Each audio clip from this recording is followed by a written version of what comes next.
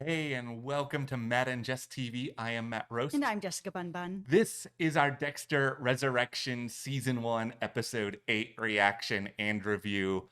We are here once more to sing the praises of the show that we love so Mhm. much. Like, they somehow keep finding a way to keep this tension and this intensity going. Especially with what is happening with Angel, I think that they are setting something up really big for him and not his death. After seeing Quinn come back in and Claudette sitting there in Dexter's kill room being like, are you okay? Basically, like, did you do this? Are you cutting the plastic? Did you see him? No. Are you okay?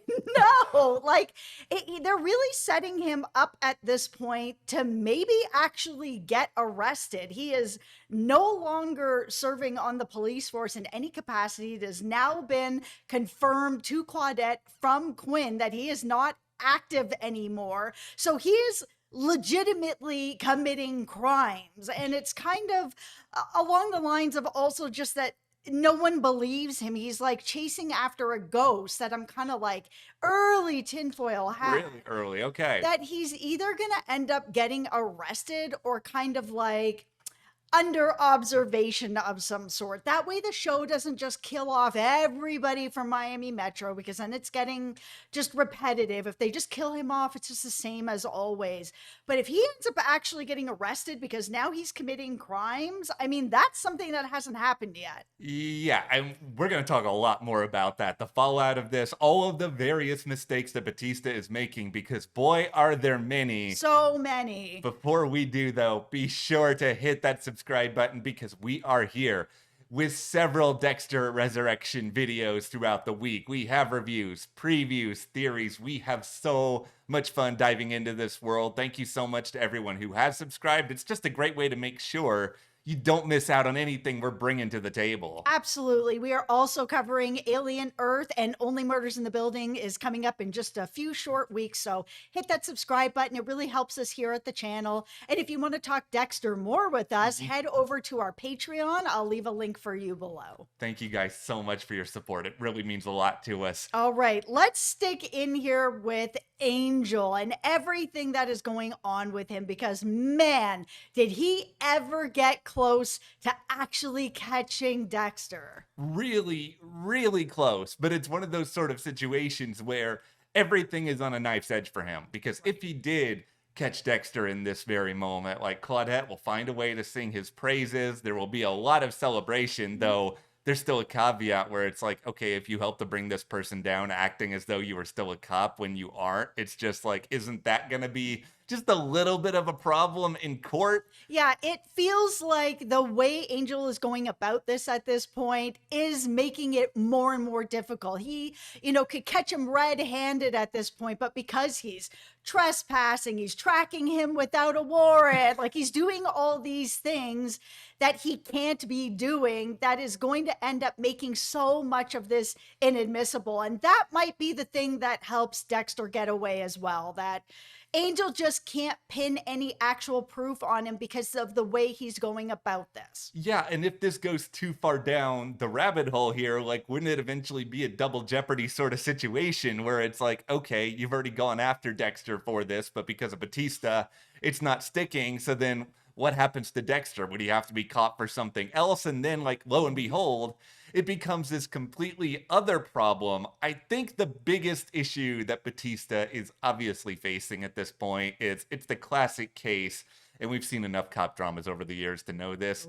You are way too close to this situation, sir. You are putting yourself in a position where you're not thinking clearly anymore. You're only thinking about the result. And I get it. You lost Maria, you lost Deb, like all these people who are a part of your family. You feel betrayed all the way down to your gut that it is this person who was on your bowling team who's doing this. Who you have known since he was an intern at 20 years old. You have known him almost all of Dexter's adult life at this point. This is someone that you considered family. So, I mean, I understand why Angel is down the hole with this, but that whole scene with him in that kill room with Claudette, it really painted him to look like he was out of his mind at this point. She's asking all the right questions. Did you see him? No. Did he kill anyone? No. All the sort of questions that Claudette would need to have any kind of proof to actually do anything about it. And you see her standing there with this look on her face like, this guy's over the edge now. He's not actually doing police work. I need to look a little bit deeper. And that's where we see that call come into Quinn, where she's like, yeah, your Captain Batista is out here looking into the Bay Harbor Butcher. And this is where Quinn, I feel like, not purposefully steps in it for Angel, but definitely has set up a possibility that Angel could be taken in, is just the idea of him being like, yeah, he's not active anymore. He's not active anymore. So he's doing this as a civilian. That Bay Harbor Butcher thing, that's years done. Like, we have closed that case and we feel really good about that. I don't know what he's doing at this point. Okay, this is an interesting question, and we can talk about it, and you guys in the comments could as well. This idea that, okay, let's say hypothetically, Batista back earlier in this season when he has his retirement party, he actually tells Quinn and Masuka what's going on in that situation. Is Quinn then going to cover for him in this phone call? Or is this why Batista never told Quinn to begin with, because he didn't want to put Quinn in a position where he has to lie for him, and then Quinn's inevitably going to get dragged into this because, like, eventually, if Batista's retired and he's retired, they're gonna figure it out whether Quinn says this or not. Yeah, the thing is, it's Quinn, and he likes to color outside Yes. the lines as well, right? But not quite like this. So we are in this situation now that Quinn knows that Angel is doing this, and he's looking into this. And for him, I'm wondering where he goes with this. Like, the next call, I would think, for Quinn is to Angel to be like, hello, what are you doing? Why are you looking into this further? Because Claudette never mentioned Dexter's name at all. No. So at that point, if I was Quinn, I'd be curious to be like, hello, what are we doing? Who is it that you think is the Bay Harbor Butcher at this point? Yeah, and Quinn wouldn't be stepping in any sort of problems just calling Batista and asking him. Like, he's his friend. Like, there's no reason why at this point he wouldn't. It's not going to help or hurt Angel one way or another, because to just go back to something you said earlier, the idea that, okay, Batista getting arrested is new and original for this franchise. It's like, that is... keeps him alive. Yeah, keeps him alive. It's the ideal scenario here, because we can't just be in a situation where we're repeating the same story over and over again. And then that potentially does set up a scenario, and this is a big if you want Desmond Harrington to be a part of season 2 in a big way, you could then have him come up to New York, have him communicate with Angel while Angel is behind bars, and maybe you have a new way to sort of look into Dexter that doesn't just feel like, okay, you guys are just repeating what you did in season 1. And Quinn is still active duty, so he can actually look into this in a way that'll have the proper chain of command, where he can actually get the proof together to do something about this, if he believes it. And with the amount of stuff that Angel has, a lot of it is just his opinion and things that he feels. And yeah, there's some connection there. And I know Angel really feels it in his gut, and he's correct. But Quinn is so far out of this case at this point. He's just like, Bay Harbor Butcher, what are you talking about? Yeah, it's going to be really hard for Quinn to come in all of a sudden and bridge this gap. Like, I would not be, without proof. I wouldn't be shocked if we do see Quinn again in the last couple of episodes, but it's also, I don't think we're about to get some huge character deep dive on him either, just because think about everything else that's going on Resurrection right now. It's just, they're already juggling so many different things. And if you're Claudette, in this instance, you're probably struggling back and forth with it. Okay, are you really going to accept the Mia explanation for Ryan's death and just move forward from that? Or what are you going to do with Batista? Like, there's two different sides that are kind of constantly be weighing out in her mind. Yeah, there's a lot that's going on with her. She's got the Harrison of it all. She knows that, some of what Angel's saying about Dexter and the connection to Harrison, all of that, that's all true. Yeah. You have the Angel of it all, who's starting to look like he's a little crazy at this point. She doesn't really know what to do about that. There is so many different things. Yeah, the Mia of it all, now that she's dead. We'll Yeah. say she's dead, but I know there's still lots of people out there that think she might still be alive and hidden out there. You never know. All theories are correct right now until Yeah. proven otherwise.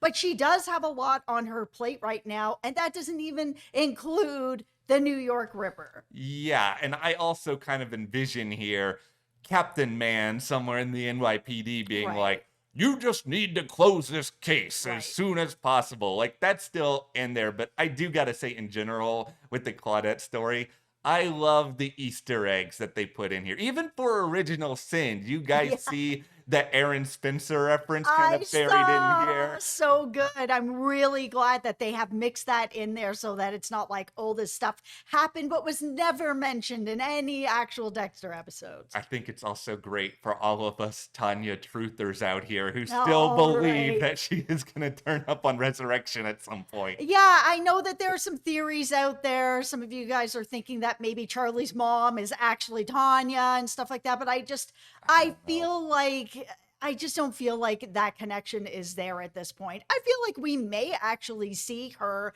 or a version of her, an older Yeah. version of her on this show, but I don't think it's her. One more thing with the Angel story that I did really like was just the sight of Dexter freaking out when we see that he's all found out and he is just like emptying out his car, and you see that he actually does take all the advice that Blessing gave him. He's got all these snacks in here. He's just like, Dexter actually seems like a, minus the whole killing people part, he's a pretty good U-car driver at this point. It was also interesting to see how he dealt with the whole landlord situation, because this is how he almost got caught with Angel tracking him, all of that. Yeah. That Harrison had come to him and was talking to him, was like, oh man, I think I really messed up with Elsa's landlord. And now he's like, he's so mad and things are getting worse for her. And I really shouldn't have said anything. And Dexter's like, I'll step in, I'll help you, I'll take care of it. And he's like, take care of it, or like take care of it? No, I'll have a talk with him. And well, of course, that talk with him is on the table. He has said that he's like, I'm actually not going to kill him, even though he tried to thread that together to be like, some of these things that Vinny has done has led to people's deaths. And you've got Harry being like, no, man, that's not part of the code. And you know it. Listen, what happened here? Dexter's just frustrated. He had a lot of pent up emotion that he had poured out there for Al/Rapunzel. And because he didn't get a chance to do it with him, he's just like, well, what am I going to do now? Who out there is so excited that Al is still out there? Me. I thought for sure, because they've killed off everybody else. I was like, Al, for sure, he's going to be taken care of probably this episode, and then they'll deal with Prater and Charley in the last 2 episodes. The way that they put that together, that he didn't even have a chance to get to Al, where they were supposed to meet up, and I was like, oh yeah, I started watching Hamilton. I didn't like it, so I just left. See you at the next retreat. Phone out the window. Oh my God, it was so well done. It was so well done. It also finally fulfills what Clyde and all you producers were talking about, that, maybe some of these killers will be a part of the show moving forward. And I do like that it's Al, because Al is clearly someone who has managed to create this really interesting divide in his life, and he's kind of figured out how to make it work, and he's not really willing to compromise on any of that. Like, I do wonder on some level, like, was he always giving Dexter a little bit of lip service? Like, maybe he agreed to the sit down with him and then sat back and thought about it and was just like, I really don't, I haven't had that much. Oh, the accent's terrible. I'm just going to pretend that didn't happen.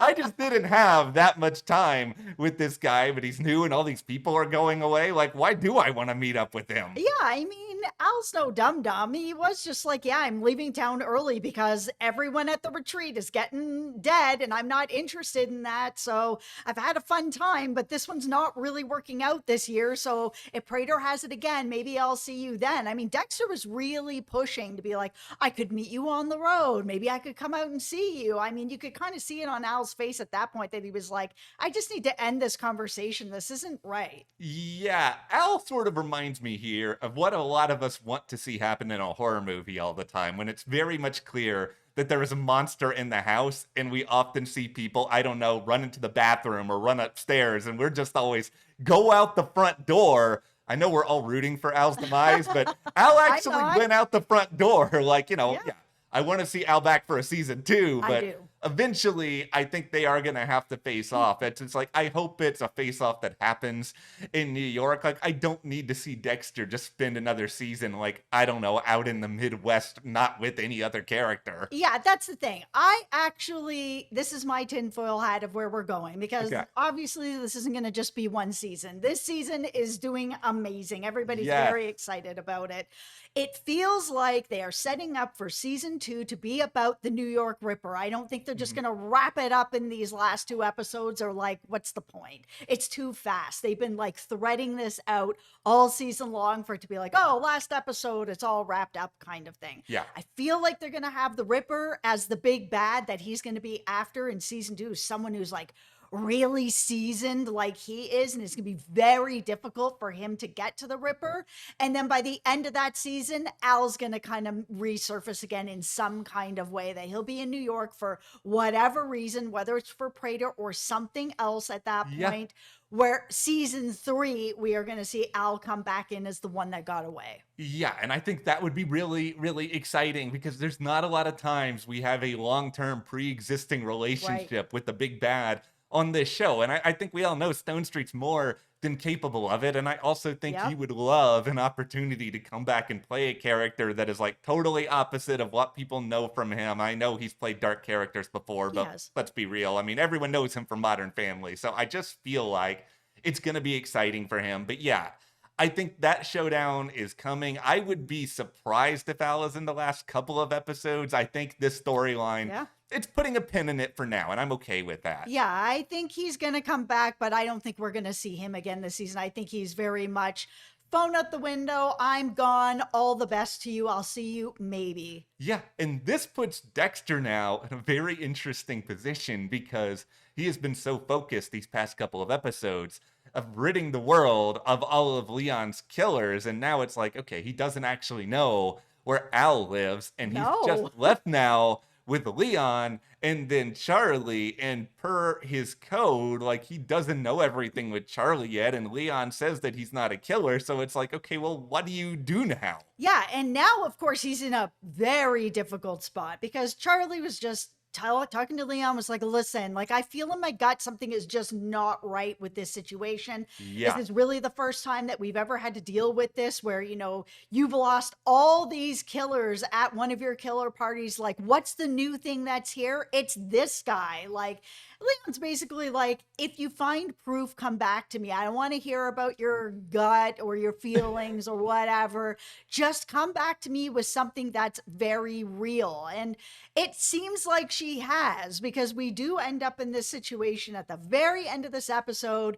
where we see Dexter is with Harrison having a meal, and who walks in? Prater, to be like, nice to see your son. So at this point, if he knows that Harrison is Dexter's son, then he has to know that this isn't Red. Yeah, everything has just been thrown against the wall in a really complicated way. And, you know, by the way, I love how they did this reveal, because there's a couple of different ways they could have done it, where they could have done the whole, oh, we see like Charlie in the distance in a lot of different scenes that she's watching him, and who knows, maybe she was there and I just never noticed. But I don't think that's what they did. I think they there was no like sneaky montage of spying on him, which I could do without. I don't need to see it's much more effective to me, where it's like, okay, Dexter might be able to take a second here and be there for his son, and then it's like, oh no, not so much. And you know, now I'm sitting here and assuming, okay, she probably did follow him for a good chunk of this episode, because I think not only does she want to do her job, but I think it's personal for her, where Prater is just constantly downplaying all of this and acting like her opinion doesn't matter, and almost suggesting she's not good at her job. Like, whatever you might think about Charlie, why she's working for him. I mean, we did a theory video about this earlier this week, but she clearly wants to show, okay, you know what? I'm competent. You need to stop with all this nonsense. Yeah, because Leon has definitely been treating her like she doesn't know what she's doing, and not the nicest, and almost like she's kind of being held prisoner there. And yeah, we did a video on this of perhaps Leon is paying for the medical expenses for her mom, and that's why she's doing this, and why she feels stuck, and why she puts up with any of this to begin with. Yeah. We'll link that for you below if you want to check that out. But it feels like now, if she has figured out that Harrison is his son, and she's figured out who Harrison Harrison is, it's not going to take that much more footwork to figure out that his name is actually Dexter. Yeah, and then from there, you can get into all sorts of other questions about, okay, well, why did Dexter do this? And like, I think Leon and Charlie, because they're smart,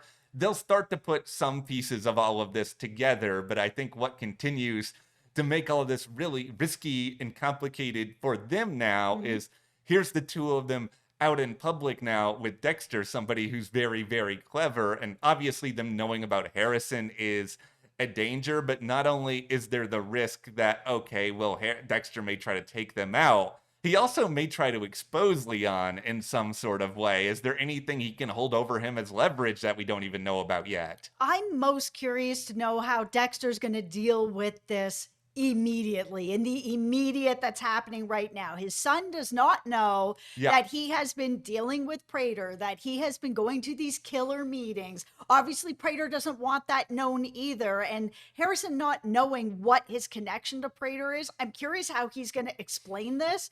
And then, of course, also to Prater, how do you explain that you're not Red and that you're actually Dexter, and how you ended up at this party in the first place? He can't really explain anything. So what's the lie going to be? I think all of this is ultimately just a glorious parallel to what we saw in this episode with Blessing and Joy. And I think this is kind of why we saw this in a way where Blessing had sort of built this life for himself, where he was able to present a digestible version for his daughter. But then when, you know, she ends up learning the truth because of Dexter, who just got like a teeny bit too chatty here, Dexter, you know, what are you doing with that? Yeah, but button it up, man. yeah, it's like, you're great at keeping secrets, and yet you're just like, well, let me tell you about your dad now. Yeah, But not anyone else's. I guess he probably feels like because his son knows all of his dark secrets that he figures every parent has shared everything. yeah, he just didn't think all of this through. But now he's in kind of a similar spot where he had presented a digestible version of himself to Harrison, where, yeah, Harrison does know that he's killing people. But at the same time, he doesn't know that, oh, you're hanging out with other killers? Like, this isn't great. Like, you know, these other killers, they don't have the same sort of rules. Like, they could easily come after me. Absolutely. Like, that's a big risk we have to watch out for. But I think it escalates even beyond all of this now because, all right, put on your hard hats, everyone. Uh-oh. It's time for the Harrison love interest storyline, which continues to be just the worst part of this show, and it's not even close. Yeah, it feels like this show wants to just have some sort of a love interest. I mean, Dexter has typically had love interest through the whole thing, and of course more intimate scenes, but that's not happening really for him this season. He's not with anybody. And I know there's lots of people out there that feel like maybe him and Charlie will actually be the love interest next season. Maybe. It's possible. But this season, Harrison is the person who has the love interest. It just feels like they don't know what to do with him anymore. The whole start of this season, man, so good. I mean, they have turned Harrison around for me in ways that I didn't even know was possible. When they first announced that Harrison was going to be on this, I was like, wet fart. I don't want to see it. I didn't like him on New Blood, but I totally like him. Like, I think they did such a good job giving him his own struggles and his own feelings about the dark passenger that he has and the guilt that he feels, and even him wanting to get into law enforcement. I don't care who he's hooking up with. It doesn't matter.